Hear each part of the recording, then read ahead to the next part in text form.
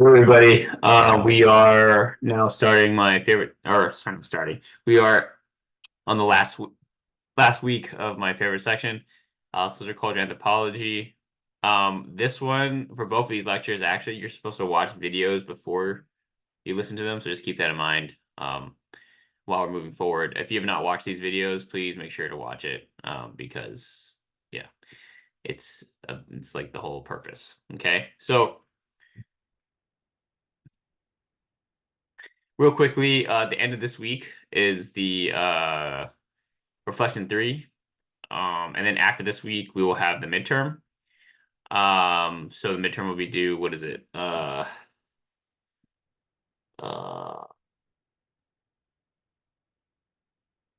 let's see. God, there's so much stuff on my freaking calendar. That'd be the 18th, right? Yeah, 18th. Okay. So the reflection 3 is to the 18th. Okay. Yeah. And so for the midterm exam, it'll be available the whole week. So you have like 4 days to get it done. I cannot guarantee this will be the case with the final. The final might have to be done on a specific day, but we'll see. There are 20 questions that are multiple choice and 4 questions that are short answer. It's going to be 90 minutes, basically one class period and one attempt. Um, yeah, that's pretty much it. If you're there, I'm gonna be posting a study guide. Please make sure to just take a look at that. They're just general topics that you should know. This is an online class, and this is gonna be an online test. So if you have a good understanding of like the basics and where stuff is, you should be okay. You know, obviously use the PowerPoints as your primary source. The way I would study for this, is I would look at the topics and be like, hey, do I know this? Okay, I know this, we can keep it moving on. If I don't know this, I look it up in the PowerPoint. Look at the PowerPoint, still don't get it. Let me look at it in the lecture. Lecture, still don't get it, then that's when you email me. Okay, so if you really have some stuff that you're stuck on, please make sure to shoot me an email. That bottom point is actually not for you guys. There will be a review though, and I will post that as well. Okay. Yeah, that's pretty much it. All right, moving in. So, what's this? All right, so just in case you don't have the videos, these are videos for class. Please make sure to watch them again before you watch this lecture.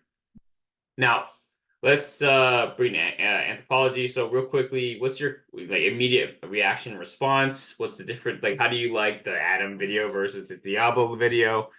Yeah. How do race, ethnicity, nationality play into D and Adam's lives? How is race, ethnicity, nationality construed in their minds, right? So let's first talk about what happened in the video, right? So there's actually a pretty big issue, and it's actually not just South Korean adoptees, but it's also adoptees from other countries. It happened, I think, in Southern California to a Cambodian or a Cambodian person where he was here adopted in America, or maybe I think his paperwork just didn't get filled out, and he got into some quite a bit of legal trouble when he got deported to Cambodia, but it's like, the dude doesn't speak Cambodian, doesn't do anything Cambodian, or sorry, hasn't lived in Cambodia for like whatever his whole life. So, it's pretty tough. But anyways, for these two particular videos, these two people were basically committed certain types of crimes or whatever, and they got sent back to Korea despite having their whole lives in America. Not only that, but both of them were not adopted by Korean families and or didn't grow up in Korean family environments, and so when they went to Korea, it's completely like foreign to them. Like as well, I don't know about you guys, but I've never been to Korea. If I were to go there, they probably would have they would have just as hard of a time as we would, or we would have just as hard a time as they would going back to Korea, despite that being their ethnicity, right? So that's like kind of a interesting dilemma there. There's a lot of things working out. They obviously had a pretty tough child upbringing, uh, and ironically, the reason why they got sent back was because their adoptive parents, which, judging from the videos, weren't too good. They didn't fill out like a certain form or whatever that would have made them a that would have made them a citizen. Okay. So Diablo went to Korea and he opened a Mexican restaurant. Adam went to Korea and actually I don't know what he's doing now. He actually, if you look him up right now, he's part of a Korean reality show where he reunites with his biological parents. I haven't watched it, but that just means that he hasn't come back to America, which is very unfortunate. Um, so let's kind of go into the next thing. Like, how is how does race ethnicity naturally play into D and Adam's life, right? So like, their race is obvious, it's Asian, okay? The nationality, unfortunately, is are both Korean, right? And so their ethnicity is a little tough, right? Because if we're going by their ethnic heritage, right, their ethnicity would be Korean. But what's interesting about Diablo and what's his name? Diablo and Adam is that they both have zero connection to Korean anything, Korean language, Korean culture, Korean food, and in Diablo's case, right? Like no connection to it, right? So it's really interesting because it's like, so then when we're talking about, sorry, give me 1 second. Give me 1 second. Sorry about that. I had to take a quick pause. My girlfriend called me. She went to the DMV. The DMV is a fucking nightmare. So yeah, it sucks. But okay. So right, so when we talk about race and ethnicity, nationality, how does that play into Diablo and Adam's life? Right? Or what are we really describing them well, sorry, what are we really describing about them by talking about their ethnicity, nationality, and and race, right? I would argue we're not saying a lot, right? Okay, their race is Asian and their ethnicity is Korean. Does that tell you anything about their ethnic or about their cultural background? Absolutely not, right? And in this case, it's very important. Their nationality, their citizenship is unfortunately with Korea, right? That might tell you a little something about their background. But when it comes to ethnicity, like, what are we really talking about here? Okay. So we really need to think about like this plays into the next thing. How is race, ethnicity, nationality constructed in our minds? What does it really mean when we're talking about someone's race or their ethnicity, right? Okay.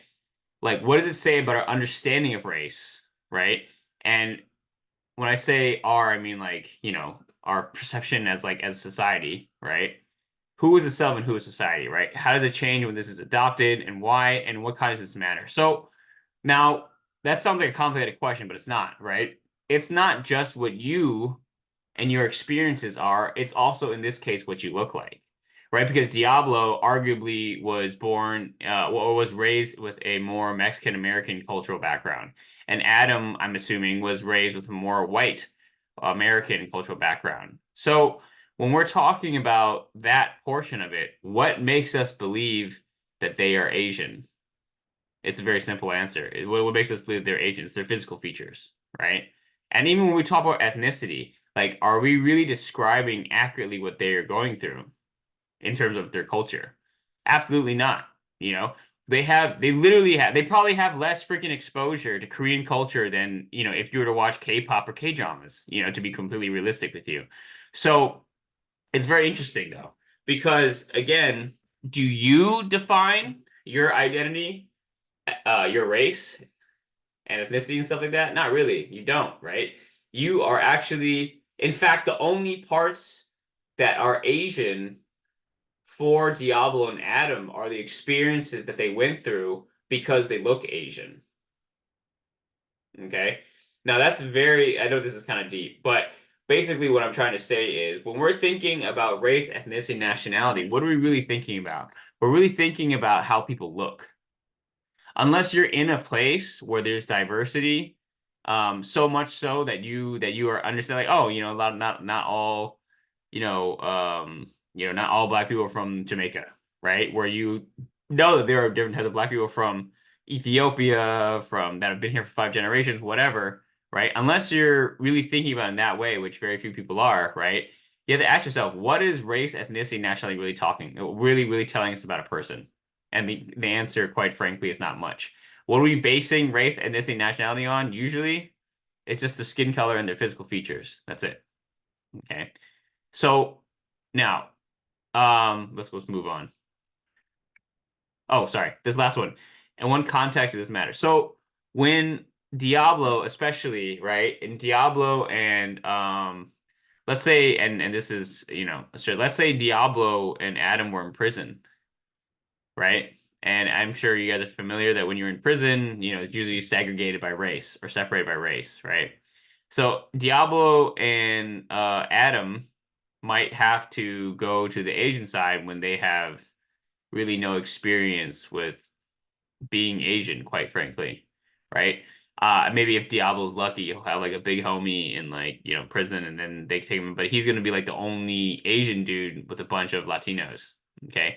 So in what context does it matter? What situation does it matter? It matters a lot because when you're thinking about race, when you're thinking about yourself, when you're thinking about other people, you have to ask yourself, like, what does this really say about the other person? And when is this going to change? So for example, right, I would have never assumed Diablo and Adam would have like would be adopted and would be in the legal position that they're in and being having deported to Korea if I were to look at them in Korea, right? So let's say you didn't know Adam, Adam Crapster, you just search his name and then his picture comes up and he's in a Korean drama or a Korean reality show. I would just assume he's just a regular Korean dude, right?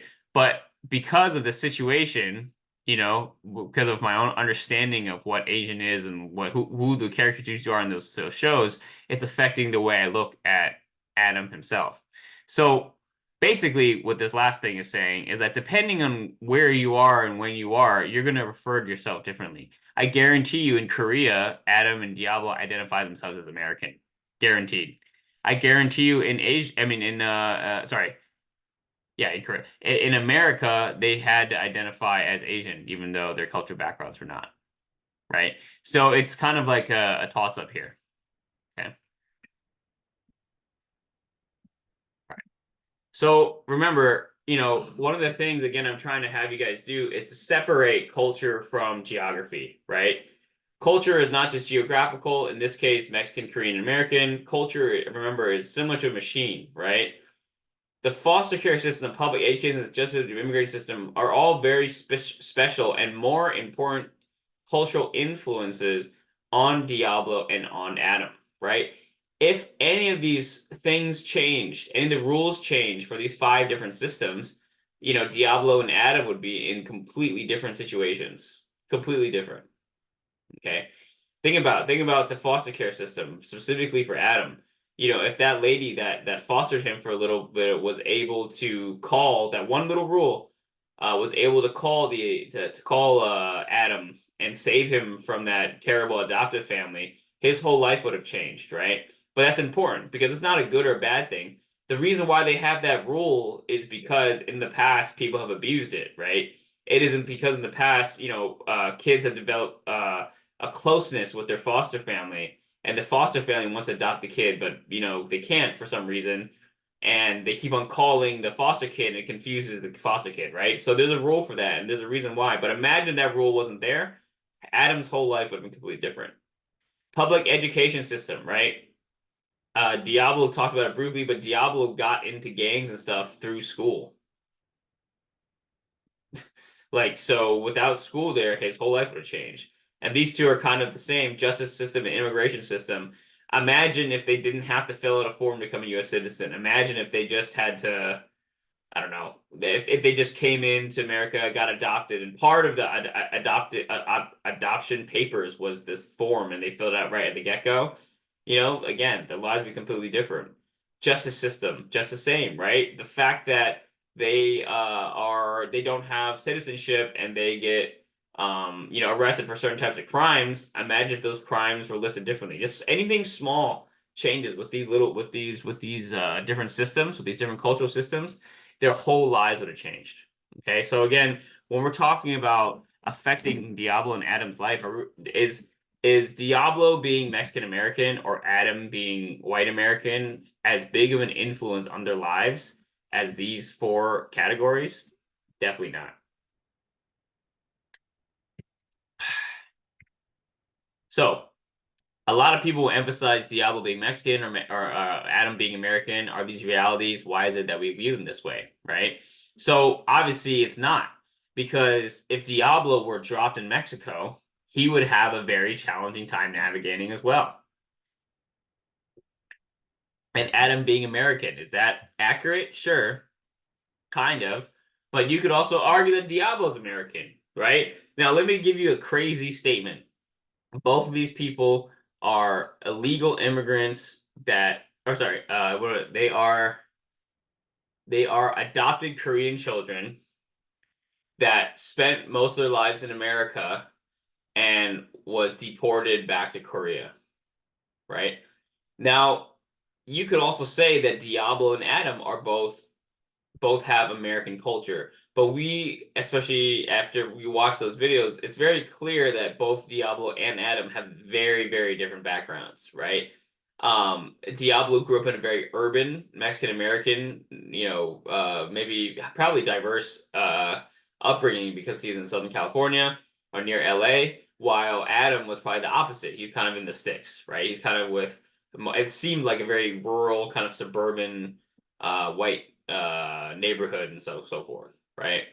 So is that a really good is that a good description of them? Is just Korean adoptees that came here, what became American, became culturally American, committed some crimes, and then went back to Korea, and then got deported back to Korea? Not really. That really doesn't summarize their experience well at all. It doesn't even touch on it actually. So the cultural factors in the previous slide are distinctive to the USA. Deportation, education, jail, foster care system only localized in the United States. Adam and Diablo experiences do not really reflect the purposes of these systems, but are the unintended cultural results. So again, it is important to separate popular culture from anthropic definition of culture. So if what I'm saying is true, which it is, right? If you cannot describe anything about Diablo and Adam culturally, what's the point of having these categories? Okay. Um, and more importantly, it's important that anthropologists do the research they do, because it is through the small things that we learn about someone's behavior and background and so forth, right? Now, if you look at also right here, a lot of the systems here, right? While they don't function perfectly, there's a lot of reasoning for the rules they have, and they're not necessarily good or bad. But again, just like we described with woman working in that cultural what's it called? That cultural section, I think the last lecture or two lectures ago, right? It's unintended, right? These are things that happen. These are drops in a pond that have different results depending on what it's related to, right? So do you think that the deportation laws were made for people like Diablo and Adam? Probably not. Guarantee you actually not, right? Who are they actually focused on, right?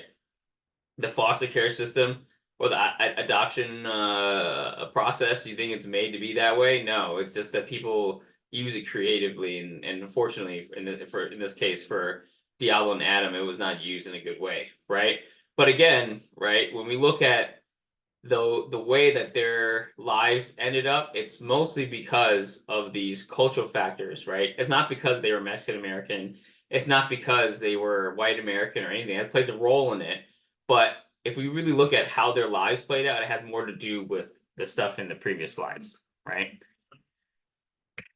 So, what are some of the cultural changes that Diablo and Adam face in Korea? Right, think about living your daily life. How are they different? I would like to emphasize here, right? First of all, how they're different. A lot of people watch the Adam video and they're like, "Oh, Adam doesn't have like a go-getter attitude. He's a little bit more on the feeling sorry for himself side. Diablo was like a self-starter, but in reality, they both kind of might have been more similar if they had similar circumstances. Diablo came over here when he was like 18. Sorry, here. Went to Korea when he was like 18. How old was Adam? He was in his late 30s or something, right? And I don't know, I think I mentioned in the video, right, that the reason why Adam got deported was because this dude was doing good with his businesses and was trying to expand it, and then he had to expand to get a loan or something. He needed to be a citizen, So he applied to being a citizen, so he get this like to expand his business. And guess what? That triggered a background check, and then now he's in Korea, which really sucks. Also, Adam has a kid and a wife, and is again in his late 30s, right? Diablo met his wife in Korea in a hospital, right? And then they worked together to create his Mexican restaurant, right? And so, not to mention, Diablo was in a much better headspace. He even said like, "Oh, I was kind of wanting to come over here and all this other stuff." Versus Adam was like he was trying to fight it every step of the way. So when we're talking about them coming over here and the results of them being shipped back, Adam was also interviewed like the first week or two he got deported. Diablo has already been there for like 10 years or whatever, however long, right? So again, their circumstances make it very different for both of them to be living in Korea. Okay. Now, some of the cultural things, again, think about day-to-day stuff that might be difficult for Diablo and Adam. Very simple. Navigating the streets, right? Ordering food, um, finding a job, which with Diablo and Adam was quite difficult, right? And Adam, poor Adam, he cuts hair, and it's like, if you're a black person in Korea, would you prefer your hair to be cut by a black person or a Korean person? The answer is pretty clear right there, right? So, you know, they both have a lot of issues adjusting daily life. We take for granted that we are very familiar with how to apply to jobs, how to apply to school, how to go to class, how to take the train, how to do all these things here because we've grown up here. For someone that's moving to a new country, it is very difficult. Okay. Now, what aspects of their adjustment do we need to consider, and why are these differences important? Right. So when we're talking about um, cultural influences, one of the things I wanted to actually talk about was Adam and Diablo's skill set. Adam cuts hair, Diablo cooks Mexican food. Very important. Now, that's very important. Why? Because if Diablo cooks Korean food, would he be as successful as he is today? Definitely not. He might not even got his foot in the door. Adam, similar to the example I just gave, is in a very tough position because he cuts hair. But it's like, so what? A lot of people cut hair. Maybe his advantage is that he cuts hair from different ethnicities and stuff like that, or different races. But again, if you're a black person in Korea and you want to get a haircut, are you going to go with the black person's barbershop or are you going to go with Adam's barbershop? So aside from all the smaller things that influence, like the circumstance that influence their arrival in Korea, you also think about their future, right? Like, Diablo was able to succeed because he can make Mexican food in this way, right? Of course, a lot of other smaller factors like his wife supporting him, and it just the fact that he found his wife, the fact that he liked to cook in the first place, right? But cooking Mexican food is really important because that is something that is difficult to find talent-wise in Korea because not a lot of Mexican people there, I'm assuming. Right? Adam, however, cutting hair is not something that is as rare in Korea, so it'll be harder for him to find a living and also to find his place job-wise. Does that make sense? Right? So these are all very important things to consider. So, kind of circling back, we all have biological urges, but they are all modified by culture. It is important to think of culture as something that is comprehensive and not just focus on perceived geographical differences. Cultural influences in our lives exist in every aspect of our life, modifying our natural urges. We understand culture through the careful analysis of the day-to-day life. Culture is not a bullet point list. So this is all kind of full circle. What I really want you to pay attention to is like if we were to accurately, well, let me see. Okay. If we, whoa, what's the? Okay, if we were to accurately depict Diablo and Adam's experiences, we would have to do an ethnography. There has to be a deeper dive on their life, right? You cannot just be like, oh, hey, like, there are these Korean adoptees that got shipped back. No, it's not that simple, right? Their lives are very different. And in fact, by even describing them as ethnically Korean is a little confusing because then when you say that, you assume that they have a Korean cultural background. But how do you know that? You don't. We don't. So what are we really basing race and ethnicity on? Really basing it, and even nationality, we were basing it off of skin color, right? That like where are you really from type of thing. Okay. But this doesn't just apply to them. This is not a uncommon case. again, if I were to give you the example, because I'm born here, my mom was also born here. My dad came over here when he was 8. They're both Chinese American. But the main point is 5 or 6 generations down, right? Let's say I keep on having a Chinese partner, we keep on having Chinese kids. 6 generations down, that kid is going to be considered Chinese. But also someone that came from China, 5 months ago and got their citizenship is also going to be considered Chinese. Are those two Chineses the same? No. So even the ethnic description is a little bit lacking there. It's a little bit like, what are we even talking about?